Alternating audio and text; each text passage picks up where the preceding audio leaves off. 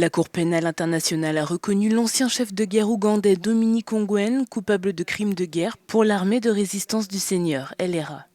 L'enfant soldat devenu commandant de la LRA a été condamné pour 61 des 70 chefs d'inculpation auxquels il faisait face pour règne de terreur au début des années 2000. La sentence doit être prononcée ultérieurement. Ongwen pourrait être condamné à la prison à vie. Cette affaire a posé un dilemme au tribunal car Ongwen semblait être à la fois victime et l'auteur présumé. Nous avions placé toute notre confiance dans la Cour. Nous avons suivi cette affaire depuis le début jusqu'à aujourd'hui lorsqu'ils ont déclaré Dominique coupable des crimes qu'il a commis à Lukodi et dans d'autres endroits. La communauté de Lukodi est reconnaissante à la Cour de se ranger du côté du peuple.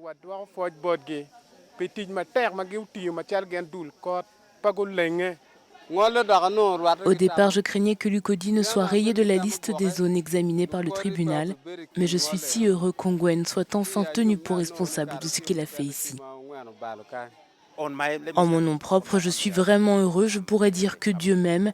Ayant survécu ce jour-là et après 15 ans, beaucoup de mes collègues ont survécu, mais n'ont pas pu écouter cette information aujourd'hui, car depuis 15 ans, d'autres sont également morts de mort naturelle.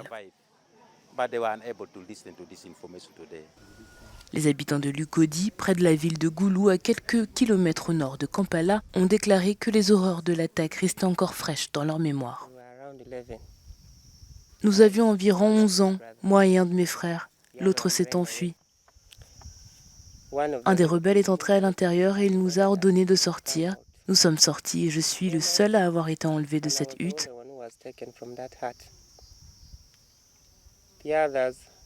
Les autres ont été tués et mon autre frère a été renvoyé. Je suis encore traumatisée jusqu'à présent. Il m'est très difficile d'oublier ce qui s'est passé.